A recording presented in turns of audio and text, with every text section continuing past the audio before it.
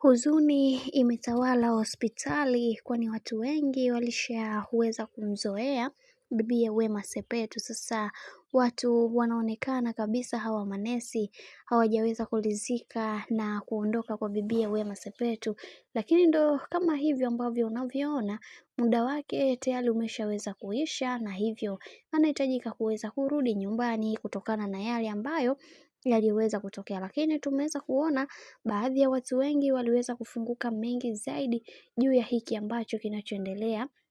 Wengi wao wakasema kwamba kiukweli atawaachia majeraha mazito, kwa sababu kuna mambo mengi ambayo yamekuwa yakitokea wakati yuko hapo hospitali, movement za hapa na pale. Lakini ndo kama hivyo mambo yanavyozidi kuwa mengi katika hii hospitali, kiukweli yalimfanya bibie Wema aweze kuenjoy na kufurahi kwa kipindi hicho ambacho alichoweza kukaa hapo. Lakini tumeweza kuona pia baadhi ya watu wengi pia waliweza kuzungumza mengi, wakasema kwamba kiukweli Wema Sepetu anawaacha manesi wake wakiwa na huzuni kubwa, kama hivyo ambavyo unavyoona watu walikuwa wana hatari, na wengi wao waliweza kuzungumza mengi wakisema kwamba kiukweli kwa hiki ambacho kinachoendelea, Wema Sepetu anahitaji kuweza kupewa pongezi nyingi, kwa sababu watu wengi hawakuweza kutegemea haya ambayo yanayoendelea. Lakini ndo kama hivyo mambo yanazidi kuwa mengi juu ya hiki ambacho kinachoendelea, na wengi wao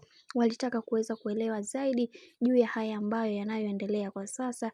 Na ndo kama hivyo sasa hivi tunavyoweza kuona Wema Sepetu anajirudisha nyumbani. Manesi waliweza kumzoea, wameumizwa na hiki, lakini hakuna namna, kwa sababu muda wake tayari umeshaweza kuisha, hivyo anahitajika kuweza kurejea nyumbani pamoja na mtoto wake pamoja na mume wake kiujumla.